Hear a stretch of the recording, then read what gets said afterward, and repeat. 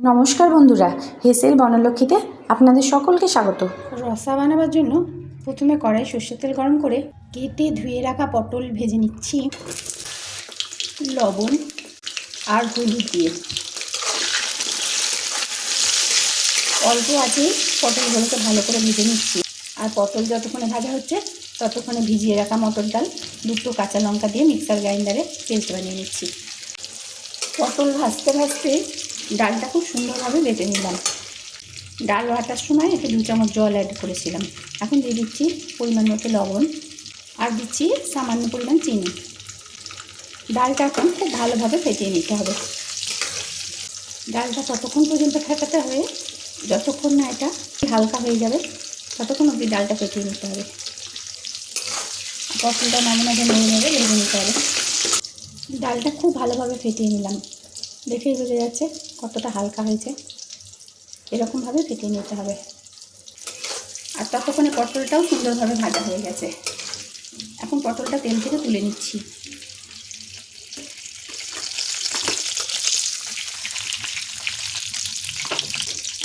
এখন পুরো তেলটাই কমিয়ে রাখবো। মোটামুটি সব তেলটাই ঢেলে রাখলাম। সামান্য একটু তেল আছে কড়াই। এখন অল্প তেলে বড়া ভেজে নেব। আপনারা ইচ্ছা করলে ছাকা তেলে ভাজতে পারেন, তো আমি এটা সেকা বড়া করছি, তাই সামান্য তেল দিয়ে বড়াগুলো ভেজে নেব। কড়াইটা মাঝে মাঝে এভাবে ঘুরিয়ে নিতে হবে।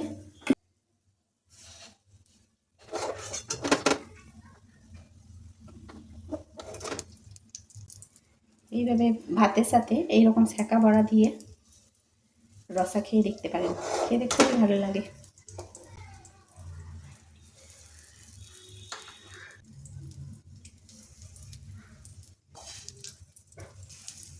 আর বড়া ছাড়বো না, বাকি ডালটাতে আমি অন্য একটা রেসিপি বানিয়ে নেব। আপনারা আপনাদের পরিমাণ মতো বড়া ভেজে নেবেন। গ্যাসের ফ্লেম অবশ্যই লোতে রাখতে হবে। এখন এগুলো উল্টাতে গেলে হবে না, একদিকটা সেকা হলে তারপর এটা উল্টাতে হবে। দেখুন বড়াগুলো কতটা পরিমাণ ফুলে উঠেছে। যারা একদম তেল খেতে চান না তারা এইভাবে বড়া ভেজে রসা বানাতে পারেন, খেতেও খুব ভালো হয় আর খুবই নরম হয় এইভাবে বড়া বানালে। একদিকটা সেকা হলে তারপর উল্টাতে হবে। এতে আমি আর তেল দেবো না, অল্প আছেই এইভাবে সেকে সেকে বড়াগুলো ভেজে নেব। আঁচ বাড়ালে কিন্তু ভিতরটা কাঁচা থেকে যাবে আর বড়াগুলো খেতে ভালো লাগবে না।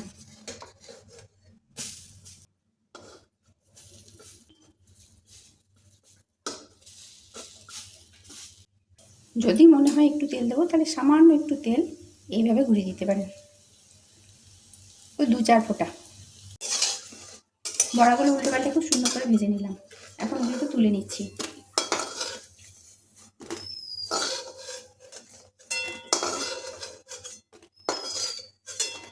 এখন যে তেলটা তুলে রেখেছিলাম সেই তেলটা আবার দিয়ে দিলাম।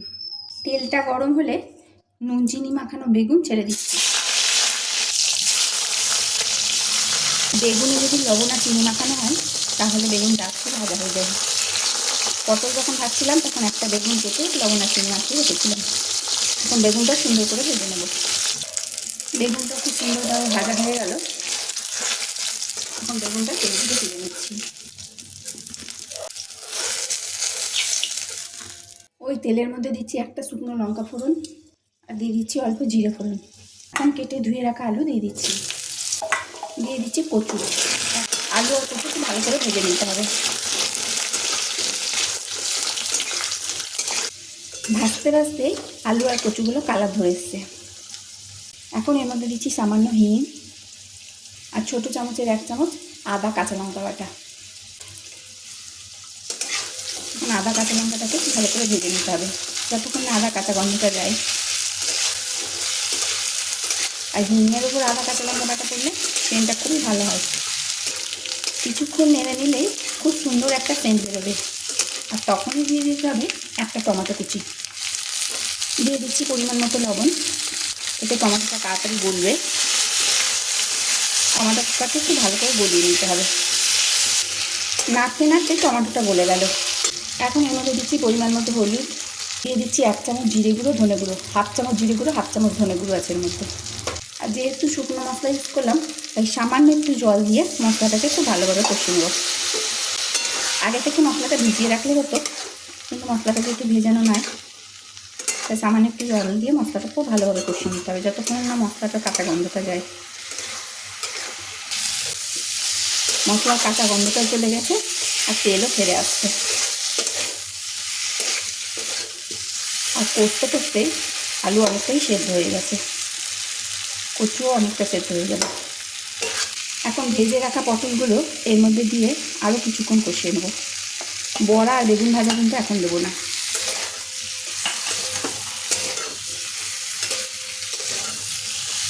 কষতে সামান্য একটু চিনি দিয়ে দিচ্ছি স্বাদের ব্যালেন্সের জন্য। পটলের সাথে খুব ভালো করে আলু কুচু কষিয়ে নিতে হবে। খুব ভালোভাবে কষিয়ে নিলাম, সমস্ত তেল ছেড়ে দিয়েছে। এখন এর মধ্যে দিচ্ছি জল। জলের পরিমাণটা একটু বেশি লাগবে যেহেতু বড়াতে জল টেনে নেয়। ফুটতে শুরু করেছে, এবারে ঢাকা দিয়ে লো ফ্লেমে 3 মিনিট থেকে 4 মিনিট ফুটিয়ে নেব। রসাটা 4 মিনিট মতো ফুটিয়ে নিলাম লো ফ্লেমে।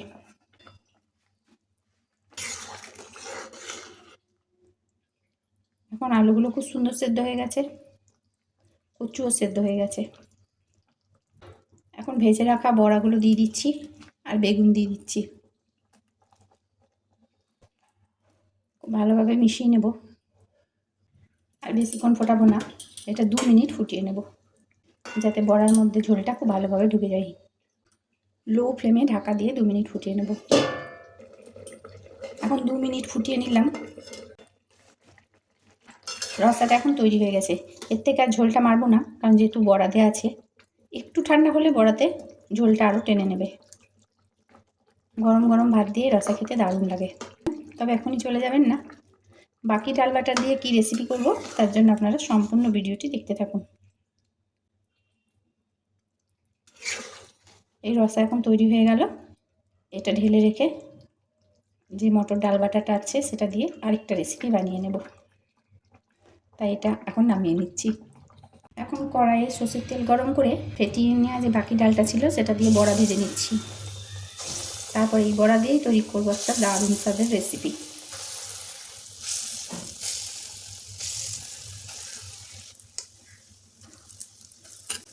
খুব ছোট্ট ছোট্ট করে বড়াগুলো ছাড়ছি, আর যেহেতু খুব ভালোভাবে ফেটিয়ে নেওয়া আছে ফুলে অনেক মোটা হয়ে যাবে। এইটুকুটুকু করে ছাড়ছি। ভালো করে ফেটিয়ে নেওয়ার জন্য এইটুকুটুকু বড়া কত মোটা মোটা হয়ে ফুলে উঠছে। এক সাইডটা ভাজা হলে অল্প একটু উল্টে দিতে হবে। বড়াগুলো বেশ লাল লাল করে ভেজে নিলাম। এখন তেল ঝরিয়ে তুলে নিচ্ছি।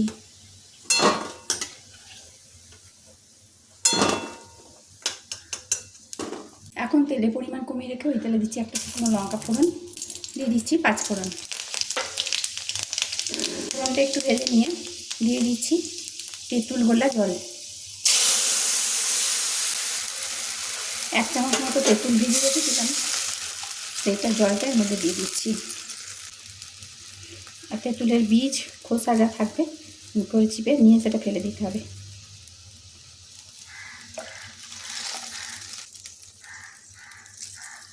সামান্য হলুদ দিয়ে দিলাম, পরিমাণ মতো লবণ আর চিনি। চিনিটা এখানে আমি বেশি পরিমাণেই দিই, কারণ এটা একটু মিষ্টি মিষ্টি খেতে খুবই ভালো লাগে।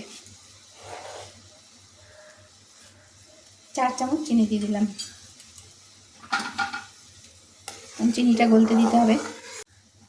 দিয়ে দিচ্ছি 2টো চেরা কাঁচা লঙ্কা।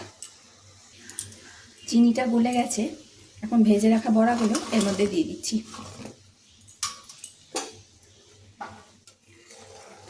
দু মিনিট এখন বড়াটাকে ফুটিয়ে নেব। গ্যাসের ফ্লেমটা লো করে দিলাম। রেসিপি ভালো লাগলে প্লিজ লাইক শেয়ার কমেন্ট করবেন, আর রেসিপি ভালো লাগলে প্লিজ চ্যানেলটিকে সাবস্ক্রাইব করবেন, আর পাশে থাকা বেল আইকন তার সাথে প্রেস করে দেবেন, তাতে আমার নতুন ছাড়া ভিডিও নোটিফিকেশান আপনাদের মোবাইলে আগেই পৌঁছে যাবে। আর এই দুটো রেসিপির মধ্যে কোন রেসিপিটা আপনাদের ভালো লাগলো তা অবশ্যই কমেন্ট করে জানাবেন। সম্পূর্ণ নিরামিষ রেসিপি, তাই নিরামিষের দিনে এই ধরনের রেসিপি আপনারা বানিয়ে নিতে পারেন। আমি কিছুক্ষণ ফুটিয়ে নিলাম, এর থেকে আর বেশি ফুটাবো না, কারণ বড়াতে যেহেতু ঝোল টেনে নেবে, তাই এরকম ঝোল ঝোল অবস্থাতেই নামাতে হবে। আর বড়াগুলো দেখুন কতটা পরিমাণে নরম হয়েছে, একবারে তুলতুলে নরম, ঠিক রসগোল্লার মতো রসে ভরা থাকে। গরম বলে চিপে দেখাতে পারছি না। আর এই রেসিপিটা হয়ে গেল, গ্যাসটা এখন বন্ধ করে দিলাম। এর থেকে বেশি মারলে ঝোলটা একবারে টেনে নেবে। সম্পূর্ণ রেসিপিটি দেখার জন্য হেসেল বনলক্ষ্মীর তরফ থেকে অসংখ্য ধন্যবাদ।